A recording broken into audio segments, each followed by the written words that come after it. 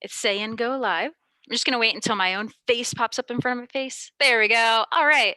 So my friends should be up and live just a couple minutes behind schedule, but it's totally fine. So I am Becky Schnekser. I'm the lower school science specialist at Cape Henry Collegiate in Virginia Beach, Virginia, and I've assembled a bunch of my edu friends from different places around the United States in different subjects, areas, and in different levels of school. So some elementary, some middle, some upper school, and we even have an awesome teacher and administrator on the line. And we're just going to share with you guys really simple things to take back to your classrooms tomorrow. Well, tomorrow's Saturday, so that's totally fine. We're going to talk about Monday, but we just want to take some time right now while we're all overwhelmed transitioning to remote learning, but to just take a step back, take a couple breaths, and share some inspiration from you. So I'm going to introduce all of my friends to you.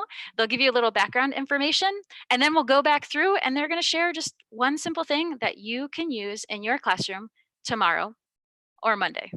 All right, so let's start with the Alicia Ray. Hi. Can you tell us a little bit about yourself, Alicia? Yeah, so Awesome. I'm Alicia Ray. I am the digital learning coach and library media coordinator at a STEM Magnet Middle School in Northwest North Carolina. So I'm also the author of Educational Eye Exam, published by Dave Burgess Consulting in September. It was September, not February. September of 2019. That's awesome. Awesome. And that book totally rocks. So if you've not checked it out, if you haven't heard of it, you are missing out. Go get that book. She totally rocks. Alicia is one of my, I like to call them pirate friends. With Dave Burgess Consulting, we all consider ourselves pirates. And if you haven't heard of the pirate group or Teach Like a Pirate, Run Like a Pirate, you'll hear about that a little bit in a second, or a book that's coming soon, Teach Your Class Off, you got to check out the pirate crew because they totally rock. Speaking of teach your class off, we have to go to the CJ Reynolds. Tell us a little bit about yourself, CJ. Well, I am CJ Reynolds, father of two, husband of one. I teach literature and the history of hip hop in West Philadelphia, and I run a YouTube channel called Real Rap with Reynolds. That is essentially a YouTube channel that I wish existed when I started teaching, when I had zero idea of what teaching really looked like. And then, so then I wrote a book, thanks to Adam Welcome, and who said, bro, you got to write a book. And so, bro, that's what I did. So I wrote a book called Teach Your Class Off, The Real Rap Guide to Teaching. That comes out very, very, very soon. So like in the next 2 weeks. So I'm pretty stoked about it. Super awesome. And speaking of Adam Welcome, let's go right on over to Adam Welcome. What's up, y'all? My name is Adam Welcome. I'm not from the South, but I love to say y'all, so you just got to get used to it. I might even say all y'all.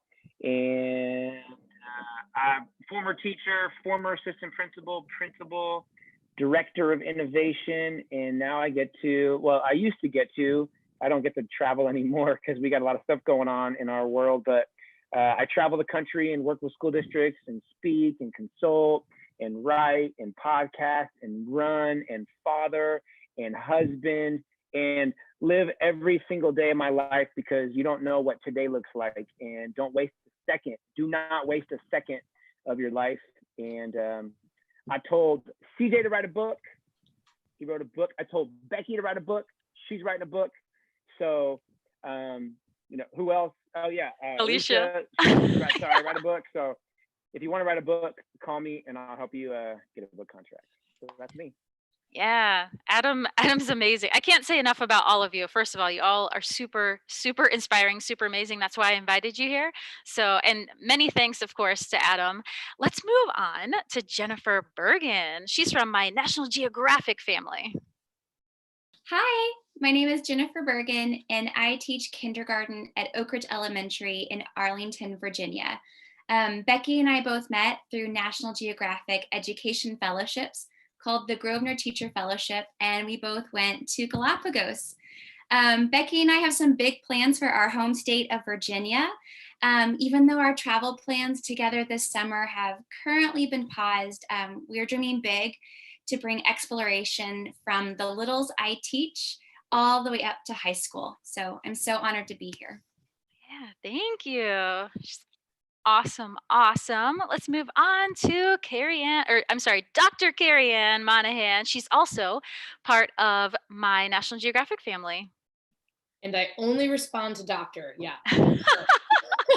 I didn't live most of my life as just Kerryane.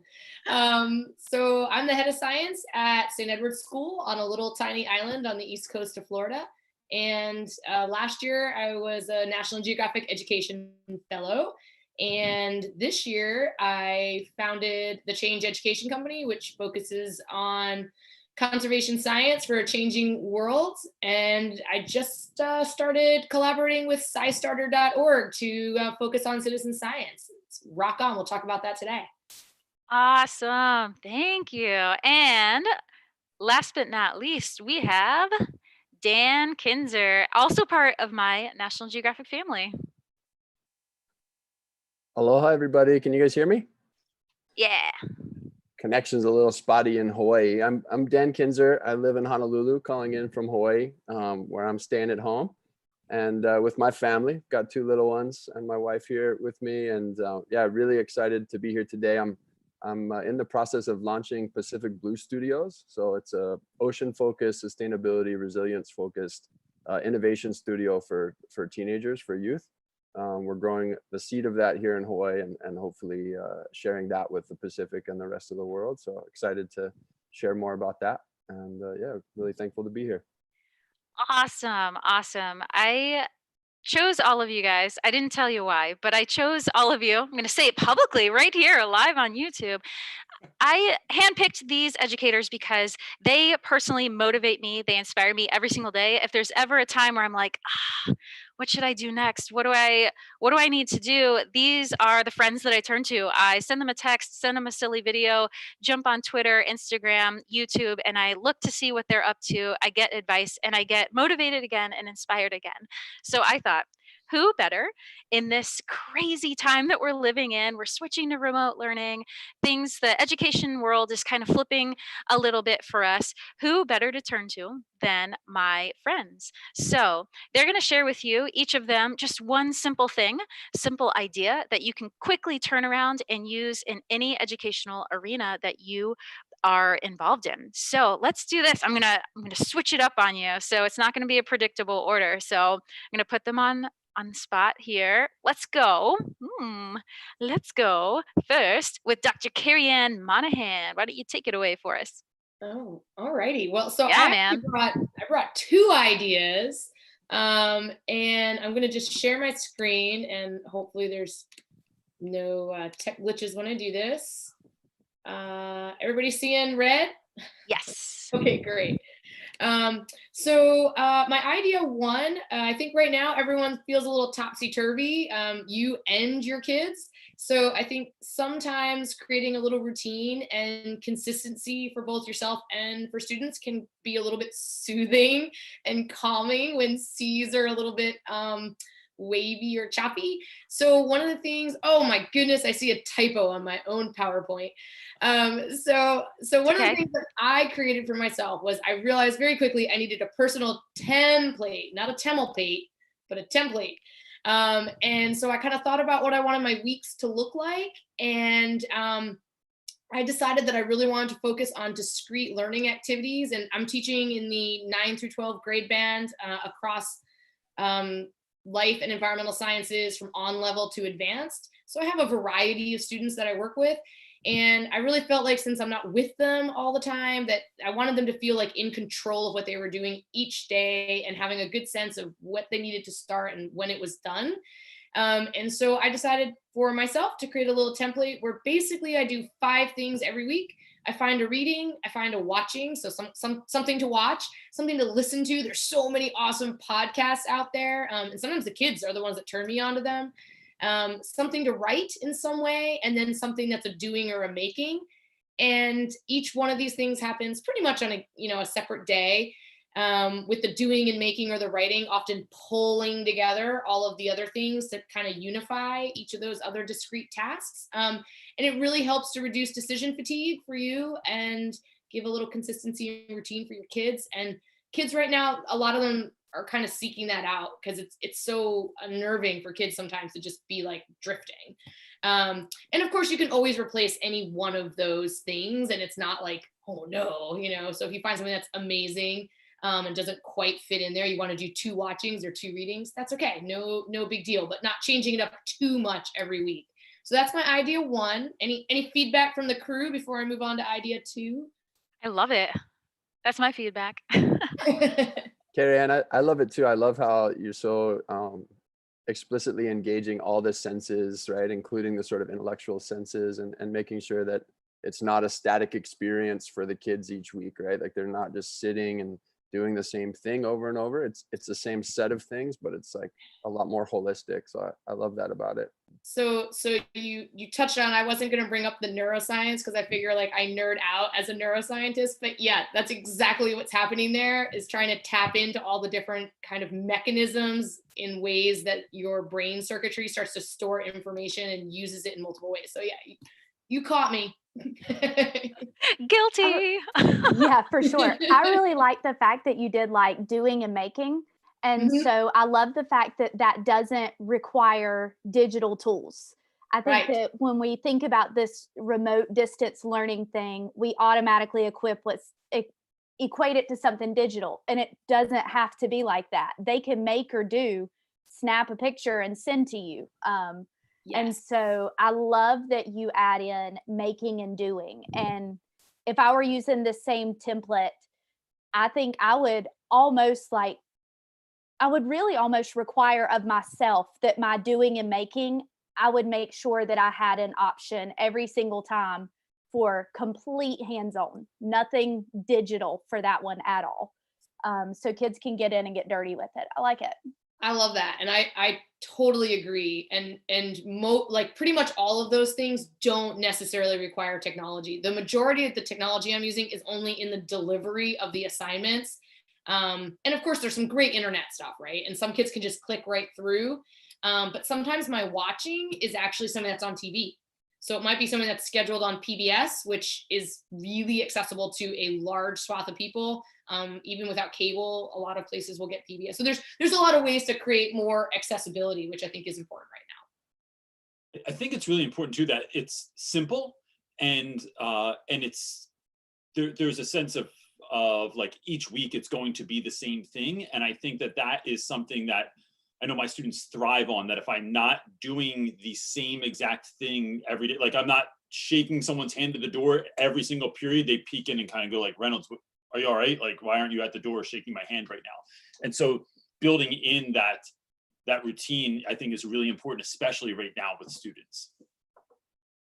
Wow, I haven't had this, vetted yet by others. So this is a pretty feel good moment right now. This could have gone totally differently. So I appreciate the support. Consider it vetted. Right. This is awesome. I didn't know it was going to be professional development for me. That's perfect. It's great, yeah. And my second idea is a short and sweet one because it could be a semester-long class. Is citizen science. This is a great time. I don't care if you teach history, if you teach English, if you teach math, if you teach science. There is a citizen science project that connects into every single discipline and across grade bands. It gives students choice because you might potentially be able to open up multiple project ideas to them, like curate, here's 3 projects, choose one that works for your interest or passions. They're often multiple device compatible. So some use phones, some use computers, some can actually be collected on paper, and then the teacher can actually input the data on their device. Obviously they can be done at home or in the backyard, which is a great way to get kids a little bit outside right now, just in the backyard, not like places they shouldn't be.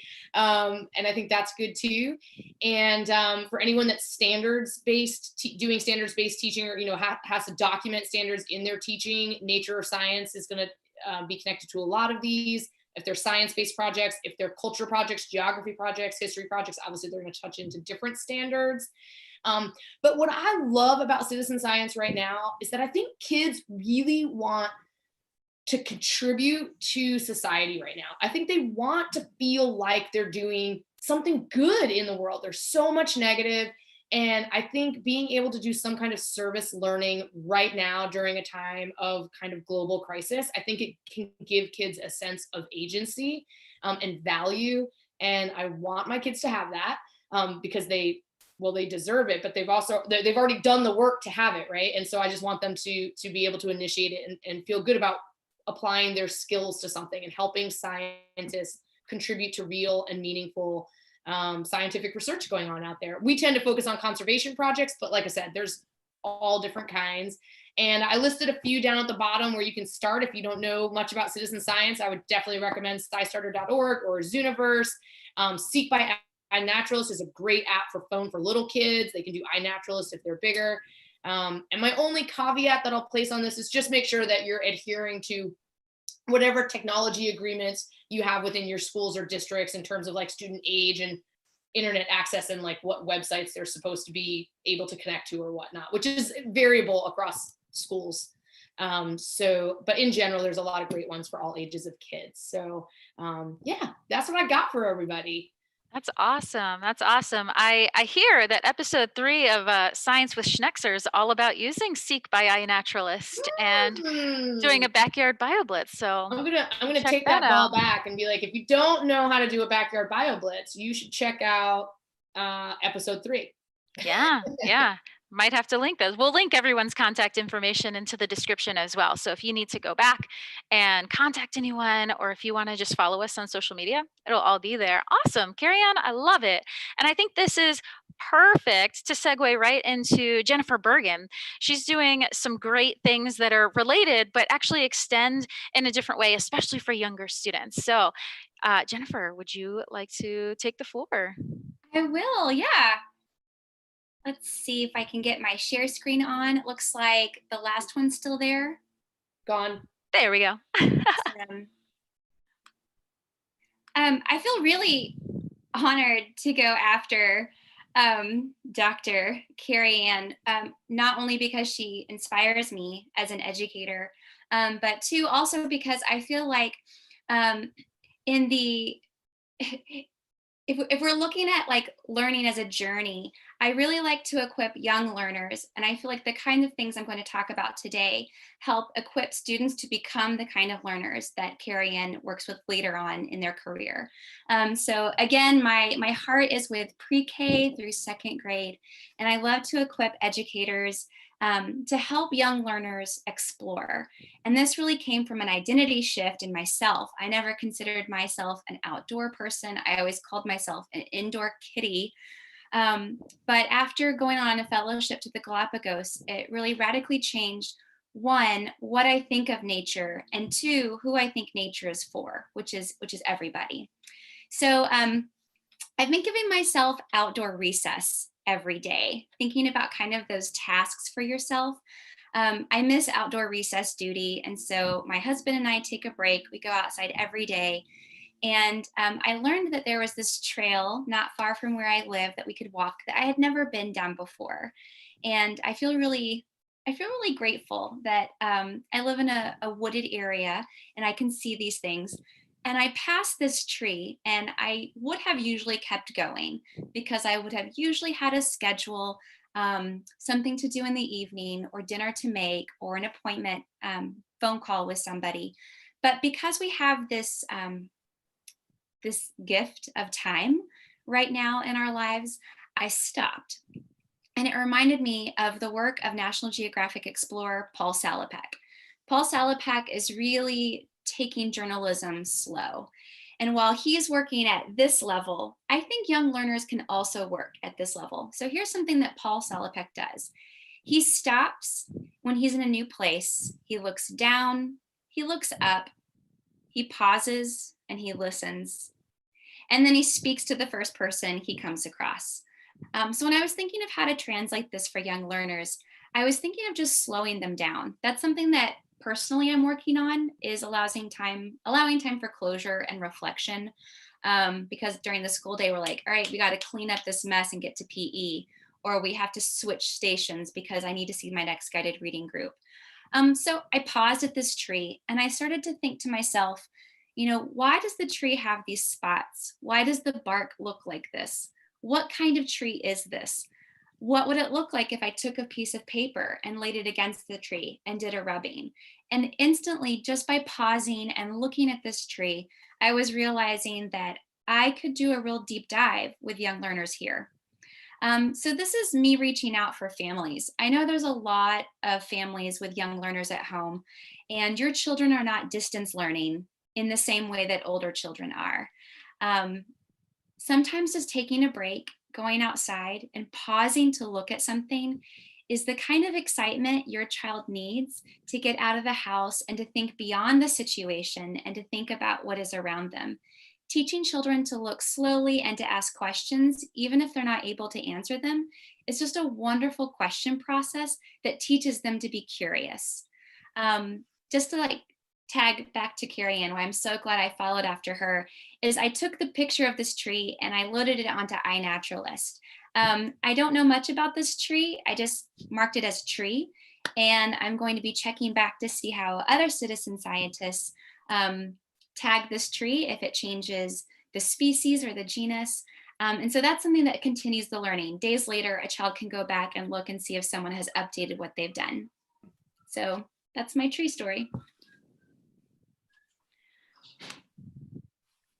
That's awesome. That's awesome. I love that. And I know that you do a little bit of sketching, right, Jennifer?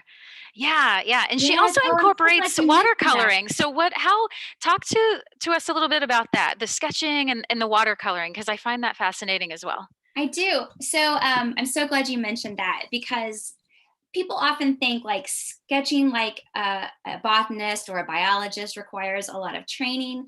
I've learned that with young learners, it doesn't. I simply give them a blank piece of paper and I say, while you're listening or while you're watching something, I want you to draw what you think is important. And I might show this tree to my entire class of kindergartners. And while one child might draw the entire tree and what's around it, another child might zoom in. One child might draw a leaf, another child might draw the base. And so it just shows how through the diversity of my students, they can see that tree through different lenses and perspectives. And then it's really amazing to have them show that. Now with families, you might do the same thing. Even if you have a family of 3, if each person in the family draws what they think is important about that tree on their piece of paper from their observation, you can compare it and talk about why each of you is right and none of you is really wrong. Yeah, I love that. I love that. And when I do this with students, which I have one class of kindergarten that I'm doing this with, I can't believe I'm sharing these sketches because they are laughable at best. But I tell them, you just sit and you just write or you just draw, like anything. Like this right here is my favorite part. If you can see it, that's my hand. I swear my hand doesn't actually look like that, but I just show them you don't have to be artists, right?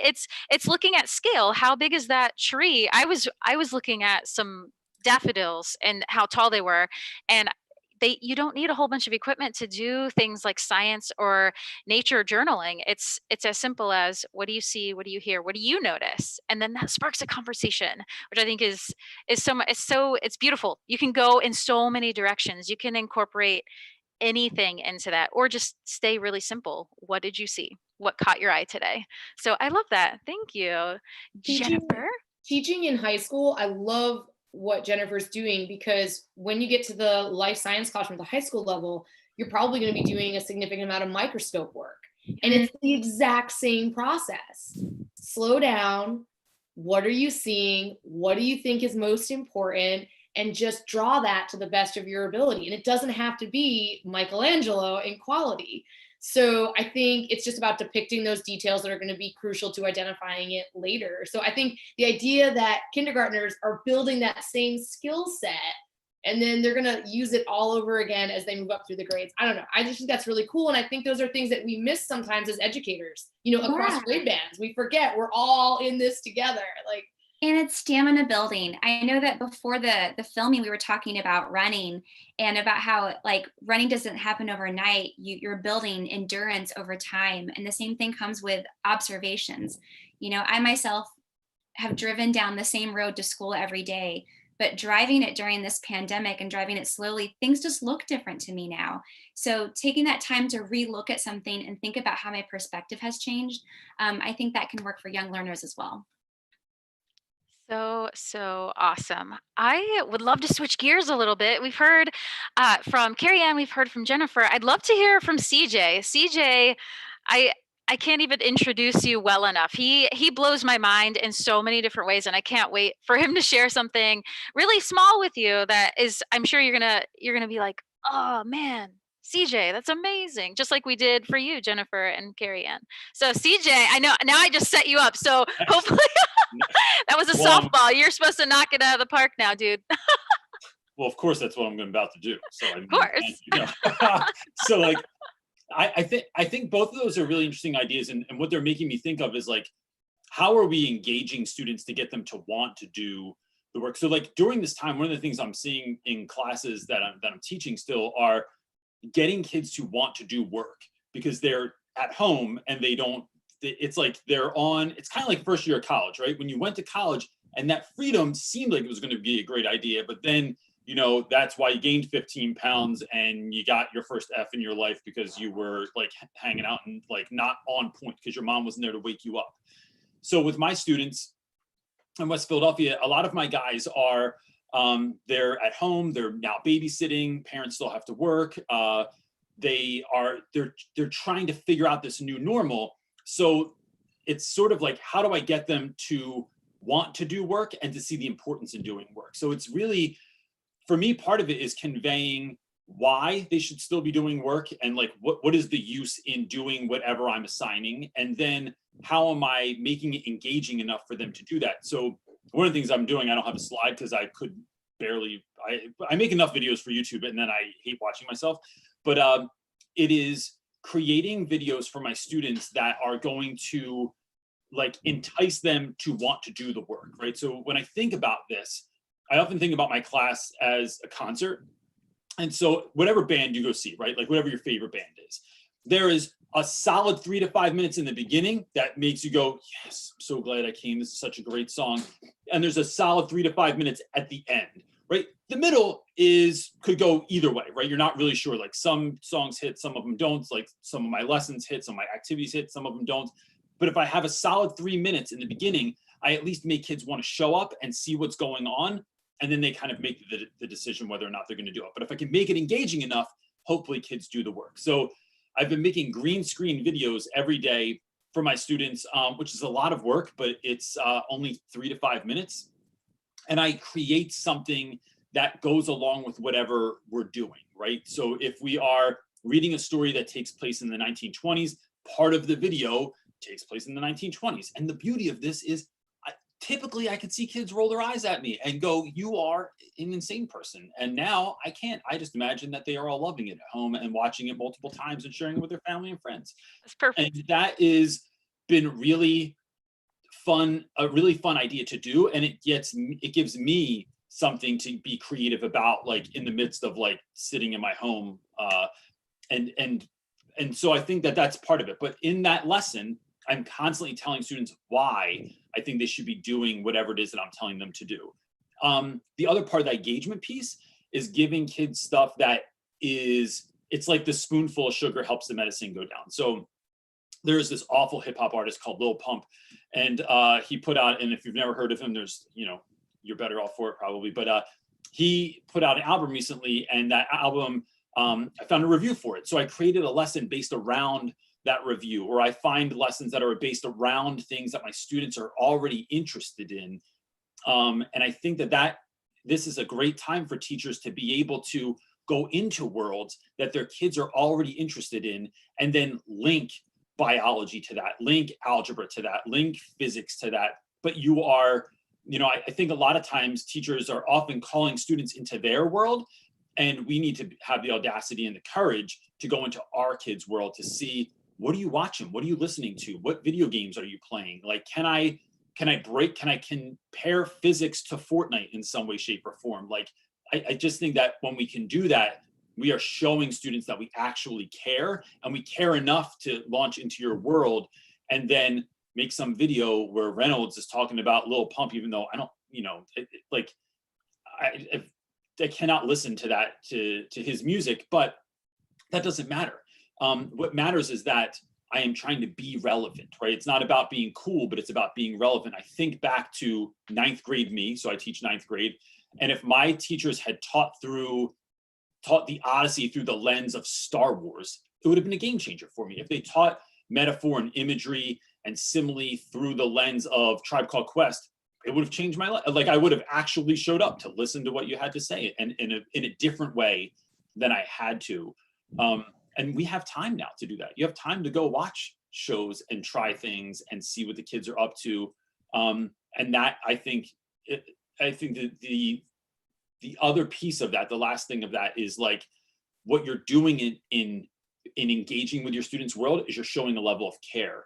And right now, all the kids that were flying under the radar in school anyway, that you were sort of a life raft for them during the day, they are now still kind of flying under the radar. If you can remember back to the fact that Isaiah really liked Pokemon, or somebody liked Magic cards, or someone loved, TikTok, or a show like On My Block, and you're tapping into that, I think that lets a kid know that they are not invisible, that thing that they shared with you did not go unheard, that in fact you cared so much that you checked it out during your time off and then you turned it into a lesson. It's a really great move for teachers right now. That's awesome. I love that. I know, mic drop. I love that. I love that. Their relevance is so incredibly important. And I love that you made the distinguishment between, it's not about you being cool or I don't know, trying to be cool, like into what the kids are doing, but you're trying to be relevant and understand what's going on in their world and connecting to that. It's not, you don't want to be like everyone's best friend. You want to just know what in the world's going on in their life, and how can you use that to hook them into and to show them that, yes, the Odyssey is relevant. Yes, this event that's happening right now is connected to Minecraft or Fortnite or whatever they're into. Yeah. There is a connection. Make that connection. And you, as the educator, sometimes you have to go out of your way and you have to do that, and it makes a huge difference. Yeah, I haven't been cool since 1995, so that's why I bring that up. I was never cool, so I just go with the uncool, always, like, all the time. So CJ, like you just like put something in my brain that I hadn't been able to conceptualize. I had this remarkable professor in college who started every class by playing a song from the time period he taught about. Awesome. And I was like, I remember thinking, like, I can't do this for all the lessons I teach, find a song, but it wasn't about finding a song. It was that first 3 minutes where he hooked us. And so I love that you're getting me to think about, like, what's something that I can do that brings children into something that might not be accessible for all learners otherwise. Yeah, that's a great idea. I love that. Or it could be what's behind you, right? It could be that, or it could be a comic that you display. I've been pulling that card a lot with working on Zoom, is just having a nerdy comic that's connected to what we're about to learn. And they come in early and they're like, oh my gosh, what's gonna be on the screen? Oh my gosh, is she gonna wear a costume today? Oh my gosh, what bad joke is she gonna tell us today? How's she gonna be wearing her hair? Like, because those are little teeny tiny things that hook them for the first 3 minutes, and they're like, what? Okay, yeah, let's talk about, I don't know, grubs that you just found in your backyard and you're putting a microscope and you see their hairs all in our face now and it looks like a monster. And how does that connect again to something that they're doing? It's amazing. I love that. Yeah, I think, and I would say, don't really have the kids pick the song. In education, Ooh. I'm sorry, I don't know if I was talking, I can't see everyone right now, so I apologize if I talked over someone. But for students that don't see value in education, right, or don't see value in themselves, if we can trick them into learning sometimes where you're doing something else. So like that engagement piece in my class every day only happens for the beginning of class. If you showed up to traditional class late, you missed it. And it's like, and that becomes a reason to show up on time. And I really think that that's worth it. But now we can do that, and kids can, even if they're showing up to see what I put on that day, and then you're like, all right, well, I'm already here. Like, I might as well do the work. Like, that's, so at high school level, like, that's kind of the battle I'm dealing with is, bro, I'll do anything I have to do. Like, I'll I have zero shame anyway in life. And now it's just compounded by the fact that I can't see you make faces at me, and we're just going to go 100 on this. So That's awesome. Adam, you were adding something in there. What were you suggesting? I would say have the kids pick the song. Student DJs, I think is super fun, especially if it's, going back to the 80s or 90s. I mean, gosh, with like iTunes and Amazon Music, it's so stinking easy to find music than it was like 20 years ago. You had to buy the record or the tape. So give them an assignment. That's going to entice kids to do a little pre-work and then be at class to show up, because they're going to be scratching the turntables and playing music for the class.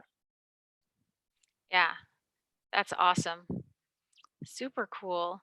Let's shift a little bit. I'm thinking that we should go to Alicia Ray. What do you think, Alicia? Woo woo, yay. Yeah. So actually, I had something completely different, and then CJ made me totally change my mind. So that's one of the things I love about conversations. Beautiful. Yeah. So I think my thing is, we're all using something like Zoom or Google Meet, or, it seems like from what I'm hearing, there are so many different video platforms that we can use. And then I know that, like in my situation, teachers are like, I really don't want to be on camera. Don't put that camera on me. I don't want to be in a Google Meet, because I don't want the kids to see my face. They see our faces every day. It's not that big of a deal. All these odd idiosyncrasies that we have that we're just picking up when we see on camera, the kids have already picked up on it. If I say 100 times in class, they already know that. So I think that my big thing right now, like my big takeaway just from this conversation, like I said, it's completely different from what I was thinking to begin with, is as teachers, we kind of need to get over this fear of the camera, because our kids don't want to see a video from somebody else right now. Our kids want to see our faces. They're comfortable with us. And so, sure, go find this really cool video that was made by this really great platform, but learn what it says, recreate it with your own face. And then the kids, I think, you've got them like that anyway, because they're like, oh my gosh, Miss Ray, and so it's almost like a pet peeve right now.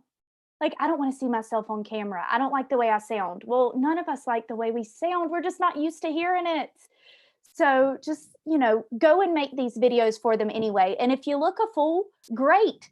They're more likely to want to watch it anyway if they think you're going to look a fool. So I think that's kind of my big takeaway for me, and maybe that'll be a takeaway for others right now. Yeah, that's awesome. And that is such an important thing to point out. They want you. They don't care if you're using Zoom or Skype or Google Hangouts or whatever you're using. Nobody cares. The academics does not matter now. You matter. And that was something that I'm hoping that the entire world takes away a couple things from this experience. One, we good educators cannot be replaced by any technology thing ever. You can't be replaced. And that's a great thing, but it's also something that we have to realize, and we have to really harness, and we have to embrace it, and we have to run with it. So thank you for pointing that out. You are so incredibly important, every single one of us. So thank you, Alicia. Does anyone else have a response? I think it's a muscle that needs to be exercised too. So like when you're making videos of yourself, I mean, so making YouTube videos, I'm a 43-year-old man that makes YouTube videos all the time, right? Like I feel like it's just like I'm like a step above living in my mom's basement playing D&D all the time, right? So like that's what it can feel like. But when you remember that anything you're doing for kids, then I think that can give you the courage to do it. So it's like, look, we're in the middle of something that is unbelievable, that no one can kind of wrap their head around the fact that like you were at school one day and now you're not at school. So what are you going to do for your students to win or to help them win? And if that is making videos of yourself also, I think that can give you the courage to do any number of things that you wouldn't normally do because it's for your kids. I'm gonna piggyback on that comment. For like Becky knows me pretty well.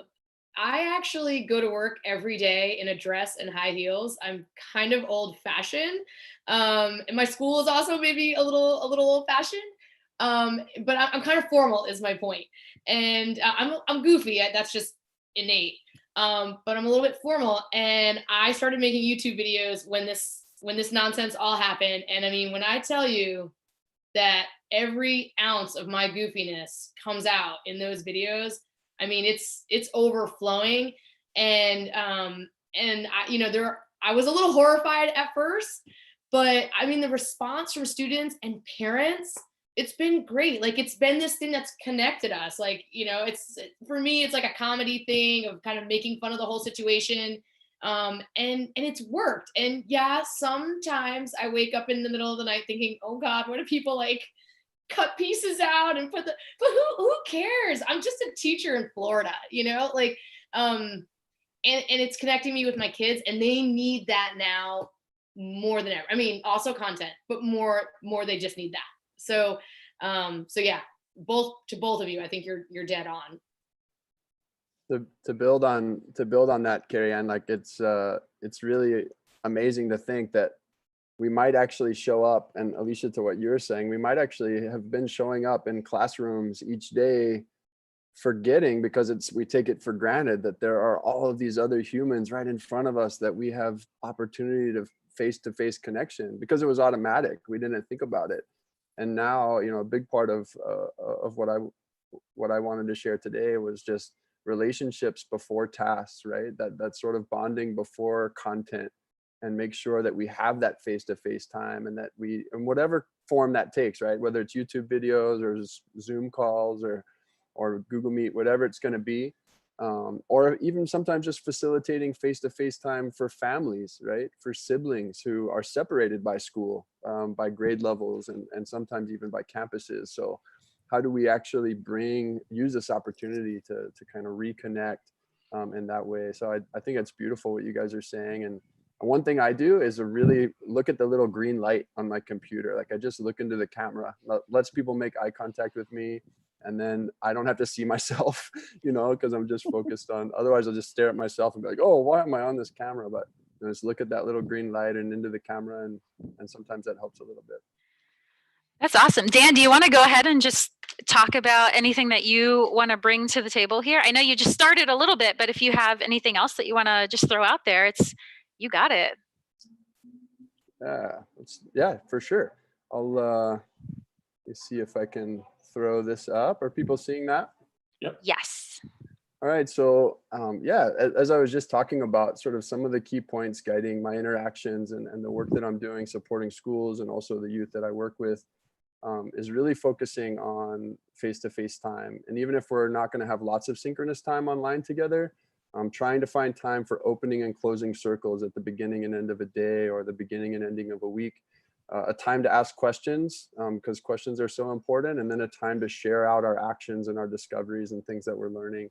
I try to really help people think about this idea of finding your tribe. It might be your family, but also how do you connect to all the people in your life that you were learning from before, so that we feel, distance, physically distanced, but not socially disconnected. And so there's a couple things that I do to try to orient around that and help people see each other and hear each other. Really simple activity called Count to 20, where a group of people tries to take turns saying a number from 1 all the way up to 20, and you try to count to 20 without people interrupting each other or saying the same number. So I would say 1, Kerryane would say 2, Becky would say 3, and we'd go, but not prescribed. So you're just having to sort of tune into each other, pay attention to who's going to speak now, and counting to 20 can sometimes take 10 attempts or 50 attempts. Sometimes it takes several minutes, but it's this opportunity to hear each other's voices, be together on screen without having a task, because the count to 20 is obviously something that's so simple and so easy. We don't really have to think about it. And also, in a little bit deeper level, do this activity is actually really designed for community circles. It was developed by in Kumu here, Auntie Punani Burgess, called Guts on the Table. And it invites people to share the story of their name, the story of their community, gift being the really links them to their communities. and you have a minute to share each one. And it actually works pretty well online. I take turns and the speaker looks to the camera and the people who are listening look at that person speaking on screen. There's some semblance of that sort of beloved community, which is what Auntie Puanani Burgess was trying to facilitate through that activity. So I'm happy to share a link to that if people want it and want to connect with me. Also in this time, just really think about how to reconnect with community, place, and nature. You know, I study and practice biomimicry, so innovation and design inspired by nature. I do a lot of work in conservation. I love the stuff, Kerryane, you're talking about citizen science. I'm a big fan. I think we need to still engage young people in exploring their world, even if it feels like they're stuck inside, you know, their property, their house. Because to be honest, they were stuck in classrooms before for a lot of the day. So, you know, we can still find ways to try to connect them that then feed what we do once we're through this pandemic. One simple activity, you know, food is such an important issue. And in this current crisis that we're in, there's opportunity to kind of develop some hacks, some creative hacks. So this is one of the organizations I work with, Education Incubator, put out this little challenge yesterday to regrow food from your kitchen scraps. And they pulled this article from 2014 about 25 different foods that you can grow inside your house, on your porch, that come from scraps, food waste that you had from other food that you didn't prepare. So you can start supplying some of your own food, which is kind of an interesting pandemic skill set to be developing, and also just orients you to, hey, how does this work? You know, where does my food come from? What's the process of growth and nourishment that's going on here, and that stuff, that process that's so vital to life, but that we miss every day. So how do we bring sustainability into the home? How do we bring nature, and how do we bring these sort of vital processes into the home? So Education Incubator, you can check that out. They're doing some great work, and I thought that daily challenge was really cool. This is from the Biomimicry Institute. I know there's a lot of stuff coming out and it can feel kind of overwhelming, but as Jebu was talking, as Jennifer was talking, I really just thought about what are the different ways we can step out into nature, even from inside if we have to, and really notice what's going on. So you can find this at 30 Days of Reconnection at Biomimicry Institute. There's some stuff on nature journaling there. Also lots of other cool nature-inspired activities to help us reconnect with nature. I won't talk too much about this. I'll be quiet now, but this is using Survey 123 as a way to connect a place. So it's a mapping tool that Esri provides to schools for free. So if your school doesn't already have an account, I encourage you to ask the person who's in charge, especially during this time of virtual learning. I think maps can sort of bring us back into place in some really interesting ways. And I really like this tool because it's really easy for students to create surveys, which look a lot like Google Forms. You can see them on the screen. Really easy for teachers to create surveys and then project the answers to the various questions they're asking onto maps. And yeah, super user-friendly and easy to use. So that's just another quick tip. That's my email if anyone's interested, and through all my social accounts up there. But yeah, really thankful to be here learning with you guys today. Yeah, awesome, Dan. Thank you. That's great. I know, and we've been writing in the chat, we want to know about the regrowing foods. So absolutely, we're going to need that information. We'll put it in the description of this video, and then of course everybody in this live feed wants to know. So you can't get away without sharing that. So thank you. That was super awesome. Let's round it out. Let's go over to the Adam. Welcome. What's up, y'all? All right, I got two things to share. I'm not a teacher right now. I don't have my own class, but there's two things that I've been doing a lot of for myself and with my own children at home. And one has been going on, and one honestly came to me this morning. I was on my morning run, and I was listening to a podcast about breathing. And I've known for a long time that breathing and breath is just so powerful and so important, and so many people don't harness the power of breathing. So I'm going to share my screen, and I'm not sharing my screen. Wait. Okay, I can't share my screen. I'm gonna forget it. James Nestor. He was on this podcast, one of the REI podcasts, Mr. James Nestor. He lives in San Francisco. And, you take a 5-second breath in through your nose, you take a 5-second breath out of your nose. And I tried to run the entire 16 miles this morning that I ran, just breathing in my nose, because there's like proven science that you actually get more oxygen to your body and to your blood with breath and breathing through your nose. So that's the first one. And the second one is yoga. I'm a new yoga person, and my yoga studio is closed, so I can't go. But Yoga with Adrienne is absolutely amazing. Go to her YouTube channel. She's got yoga for kids, yoga for teachers, yoga for adults. Breathe and stretch, and you're going to feel better. That's what I got. That's awesome. It's so important to breathe. That is, both of those are super important. We often think, or we don't think of ourselves and taking care of ourselves. We think about giving, whether it's as educators or as a family member or a community member. It's so important. And I also recently, we connected about doing yoga. And now that we have this gift of time, like Jennifer was talking about earlier, I've really capitalized on the opportunity to practice more yoga. And it's made a huge difference in the way that I carry myself and the way that I'm reflecting right now, and making it a point to also breathe, like you were saying. So that's amazing. That's super. And I saw everybody was nodding too when you were talking about yoga. I think that's a common. I'm sitting up a little bit straighter and breathing more deeply just from hearing Adam talk about that. If you're teaching synchronously in a virtual classroom, when my kids first get on, I only see them once a week for each class. We tend to get a little excited, and we're immediately like storytelling.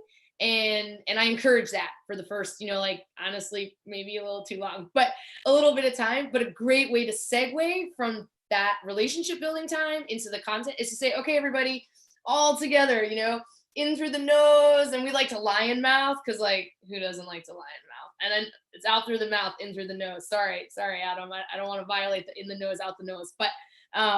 But it's a great segue for kids. And I think it's good for them, right? Get all that oxygen up to their brain before they start the hard learning. So I think what Dan and Adam are both bringing to this also is this idea of these are like accessible things for parents too. Like there's a reason parents send their kids to us, because it is like we're professional educators, right? And all of a sudden parents have gone from being parents to like, oh no, I have to like teach my kid like times tables or science. And it's like, I know sometimes when my 12-year-old comes home from stuff, I'm like, I got to go look it up, because they don't do it the same that they did when I was a kid.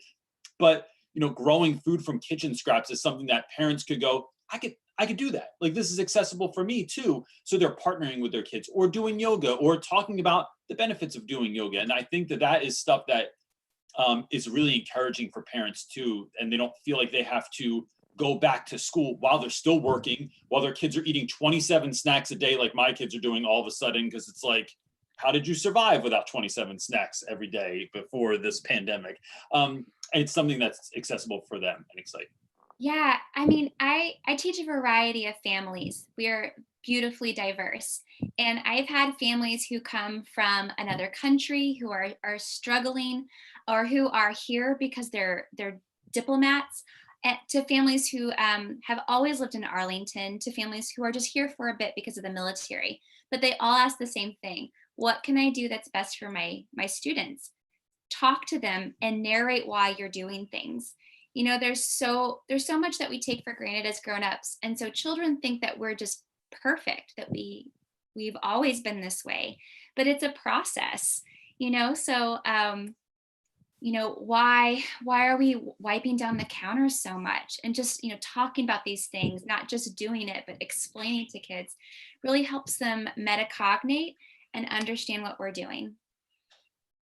I love that so much. I love what everyone said today. I feel like Kerryane mentioned in the beginning, it's just been such great professional development and personal development for me to connect with all of you and anyone else out there who's watching. And I love this because I hope that these lessons we're learning about relationship and lessons we're learning about time, and that we don't think those are just for this crisis moment, right? These are things that, we're going to have to go back to commutes, and some scheduling is going to be forced on us for sure. But wow, like connecting with our families in this way, connecting with our students in this way, taking time to do this work of actually focusing in on what is essential, right? This whole question of what's essential in this time is such a fascinating thing, because we realize, I realize at least, that so much of what I maybe thought was essential was kind of missing the point and missing the target. And so I'm glad for this opportunity to think about all of that with you guys. Yeah, like I love that you say that, because one of the things that has really resonated with me throughout this entire experience was just this quote that I saw. It's been circulating everywhere, but it was something like, when we get ready to sit down and go back to the new norm, or when we go back to normal, we really need to evaluate what is the parts of normal that's so important for us to go back to. And so I think as teachers, that's something we need to think about as educators. What is it that now we've found that we might have done in our classroom that really wasn't that important? And what is it in the classroom that is important? And I think we would all agree is the relationships that we have with kids. And it sounds so cliche in so many different ways, because that's what you hear all the time. But that really, I mean, that's all that this is. I mean, we relationship build, and then we give a little bit of content here and there, and then we relationship build some more, and then a little bit more content. So I just think it's really important that we think about what pieces of this experience we want to take as we move forward, as well as what pieces of this experience what things can we leave behind, and that that new normal is better than the old normal. So Alicia, I think you're on the money. And I want to just say, for the cynical teachers out there that are always focused on the content, you can teach content while relationship building. In fact, if you choose your content wisely, your relationships will be better for it. So and your content will be better. Yeah, like some of us start with a relationship and go into the content, but you can actually take the content and build the relationship if that's what you care about. And I think you should. I mean, I think we all agree. You should. Yeah, that's amazing. I want to thank you guys all for being here and letting me con you into working with me on this. I think it's been valuable. Like so many of us have said, it's been valuable for all of us. We thought we were serving others, and we were trying to help other people, and it helped all of us. I know I have plenty of ideas, food for thought to bring back to everything from just hanging out with my family to what I'm doing in the classroom and with my students. So thank you guys so much for being here.